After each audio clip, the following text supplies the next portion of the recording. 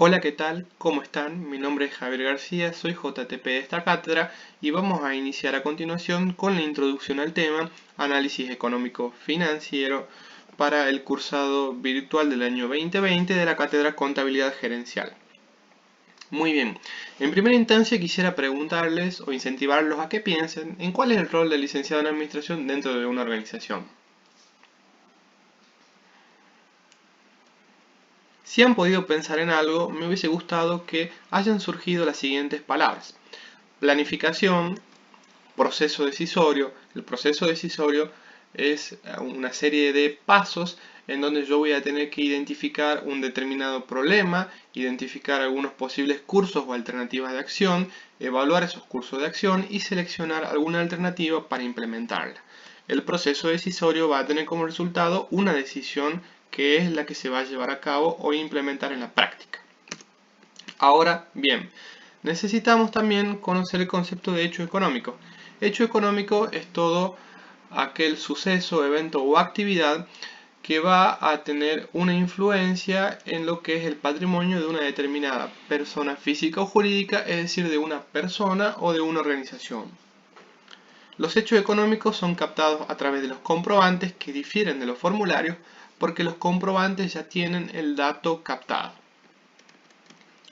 Esos comprobantes posteriormente van a ser registrados por la contabilidad y van a dar lugar a 4 informes o 4 estados contables básicos, que son el estado de situación patrimonial o balance, el estado de resultados, el estado de evolución del patrimonio neto y el estado de flujo de efectivo. Todo esto me va a brindar información contable para la toma de decisiones, que junto con información extracontable me va a permitir a mí, gerente o administrador, realizar la planificación de una determinada organización. Todos estos elementos que están sombreados con color celeste forman parte de lo que se denominan aspectos decisionales, que están relacionados con el control de gestión, y aquellos que están coloreados con naranja son aspectos registrales, que están relacionados con normas contables, auditoría, etc., actividad fundamental del contador. Entonces, en los primeros elementos nosotros podemos ver el trabajo de lo que es la actividad o el desempeño del licenciado en administración en una determinada organización. Ahora bien, para todo el trabajo anterior necesitamos conocer el lenguaje contable. En este sentido necesitamos saber lo que es la contabilidad. Para ello vamos a trabajar con el siguiente esquema. En la organización existe un sistema administrativo que está conformado por un sistema de información. El sistema de información es un conjunto de elementos interrelacionados que van a tomar los datos, lo van a someter a algún determinado proceso, como por ejemplo reducción, análisis, clasificación, para poder obtener a partir de ello información relevante para la toma de decisiones. Un subsistema dentro del sistema de información es el Sistema de Información Contable o SIC. El sistema de información contable va a tomar todos los datos provenientes de los hechos económicos como un modelo de proceso en sus entradas, van a procesarlos a través de la clasificación, ordenarlos, la reducción, el análisis, la síntesis, para obtener finalmente como salida los estados contables fundamentales. En este sentido necesitamos conocer algunos aspectos de interés en la organización o en la empresa. Vamos a evaluar la situación como un aspecto multidimensional, donde vamos a poder hacer una clasificación en 3 elementos: la situación económica, financiera y patrimonial. La situación económica va a tener que ver con el estado de resultados, la situación financiera se va a relacionar con el cash flow o el estado de flujo de efectivo, y la situación patrimonial con el estado de evolución del patrimonio neto o el balance general, también conocido como estado de situación patrimonial. Dependiendo del objetivo de nosotros, vamos a tener que evaluar una de estas situaciones en particular o varias. Es por ello que necesitamos conocer el lenguaje contable. Vamos a trabajar con la definición que utilizó Luca Pacioli hace ya muchos años, allá por el año 1400 o 1500, en donde él trabaja con el principio de la partida doble, que se basa en un modelo de una ecuación contable fundamental.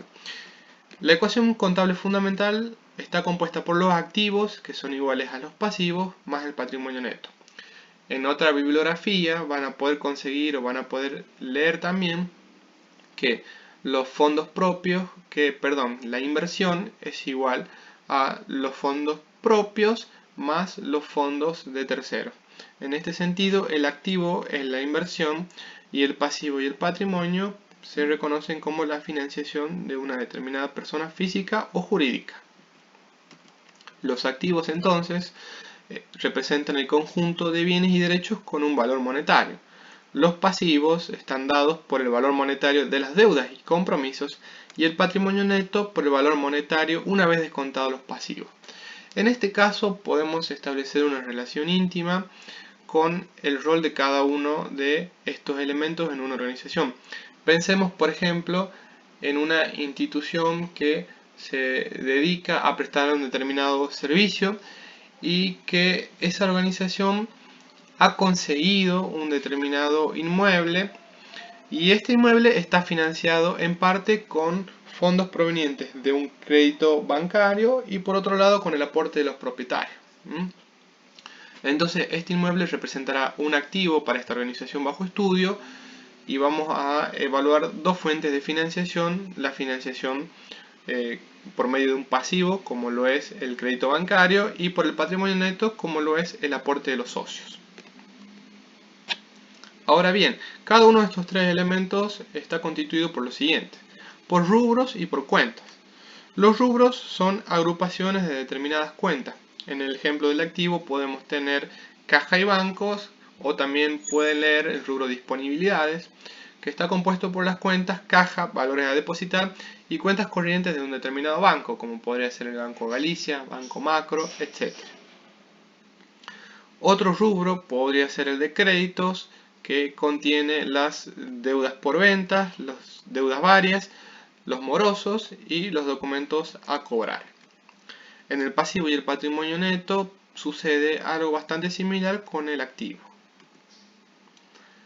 Ahora bien, el modelo de estado de situación patrimonial básico está dado por la siguiente estructura. Tenemos el activo, el cual se constituye por el activo corriente y por el activo no corriente, el pasivo que está constituido por el pasivo corriente y no corriente y el patrimonio neto. Prestemos atención a que el activo se va a ordenar dentro del balance general por la liquidez. ¿Qué quiere decir esto? En primera instancia vamos a ubicar los activos más líquidos y hacia el final vamos a tener los activos menos líquidos.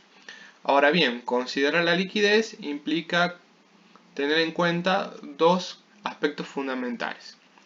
El primero es que para que un determinado bien sea considerado líquido, tiene que ser reemplazable por o se lo puede poder convertir fácilmente en dinero.